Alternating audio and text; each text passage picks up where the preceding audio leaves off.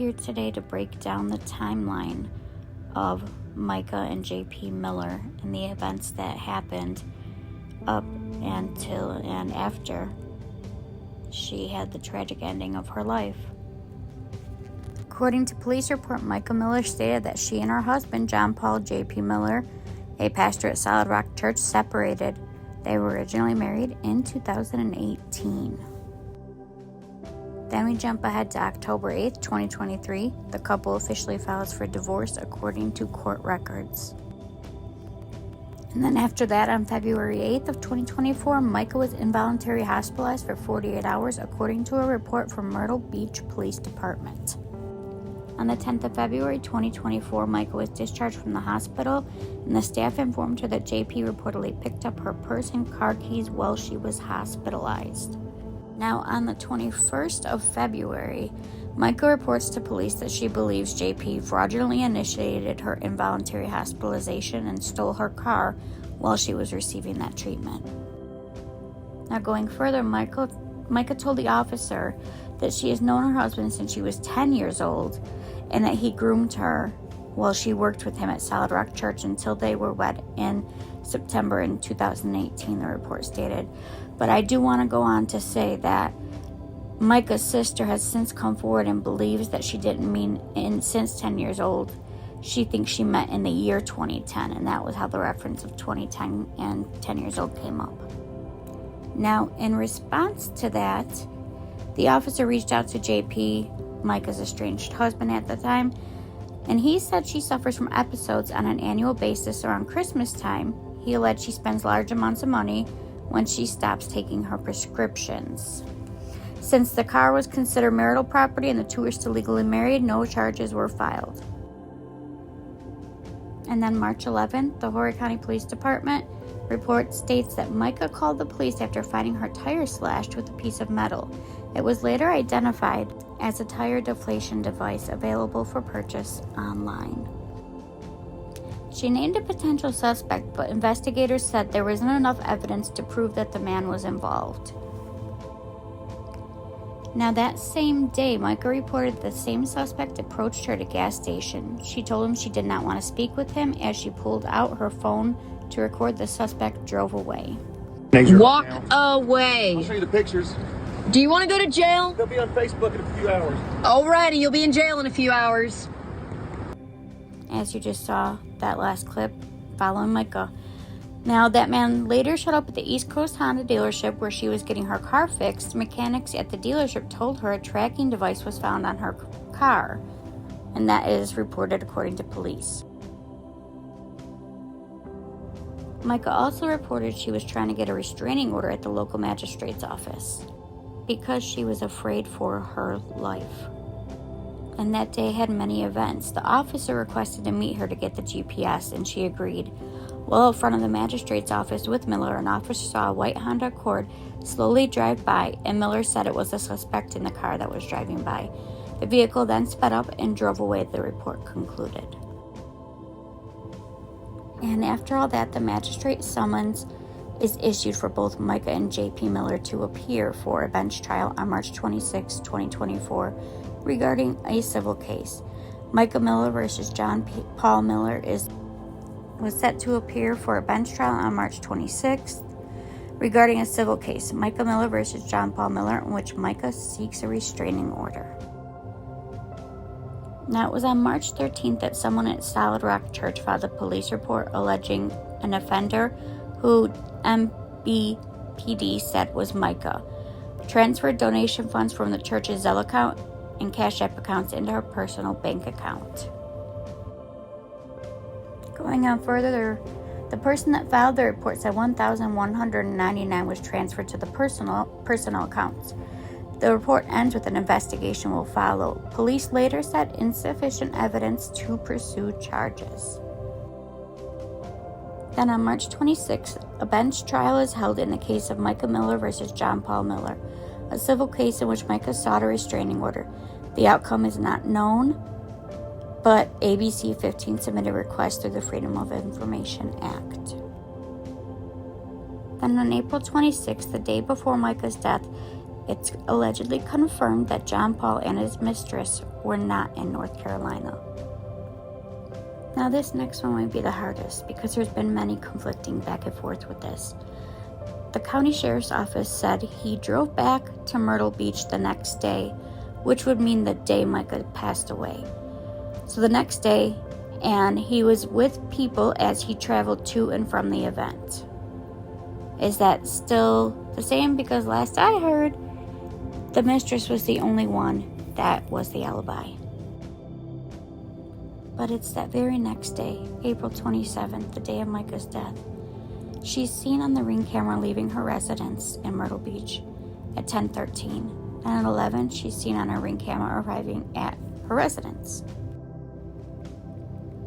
Now at 11:13, she's seen on the camera leaving her residence, but at 12:22, she's seen on store surveillance walking into Dick's Pawn Shop, which is in Myrtle Beach.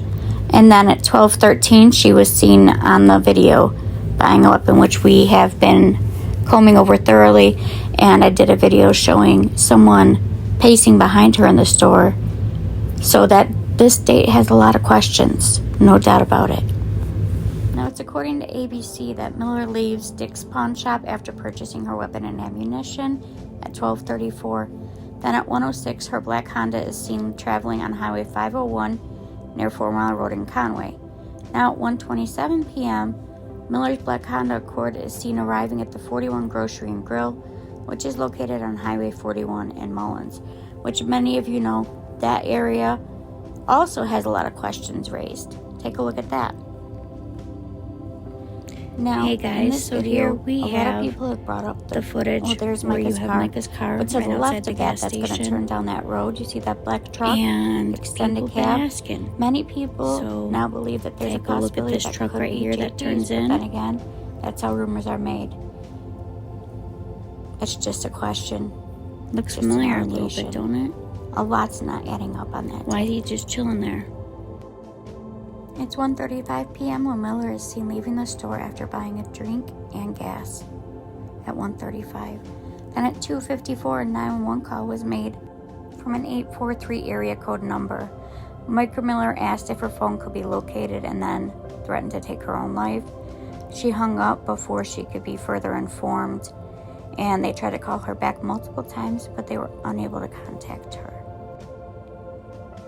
At 3:03 p.m., county deputies were dispatched to the Lumber River State Park for a welfare check in an attempt to locate MIca Miller. Here's where things are made crystal clear or even more confusing. At 3:05, contact was made with the Lumber River State Park superintendent.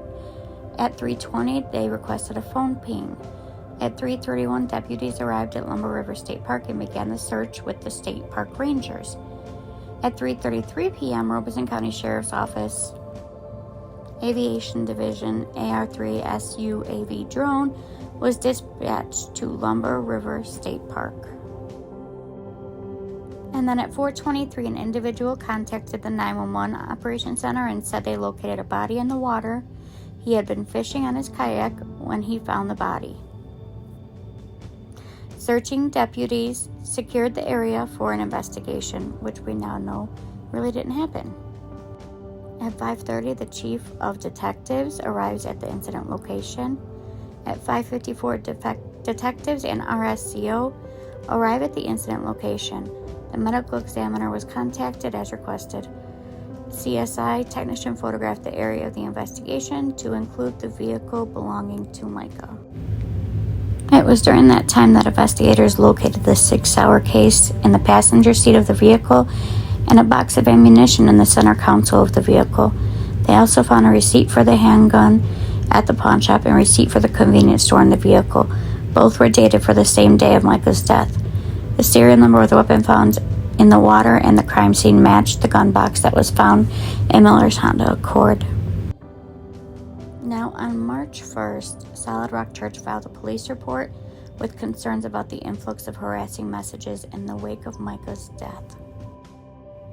May 2nd, John Paul sits down with WPDE for an interview. He said MIca was incredibly energetic. She was very creative. She created just about everything we have here at our church. Logos, designs, everything on the screen was all her. She was easily excited. The smallest things would get her going, motivate her to do big things.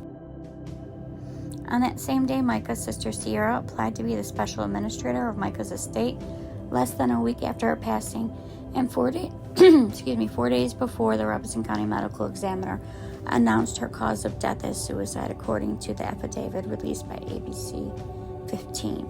She claims that MIca said she experienced abuse and violence from her husband, John Paul Miller. On May 3rd, the probate court of Horry County names Mica's sister Sierra special administrator of Mica's estate.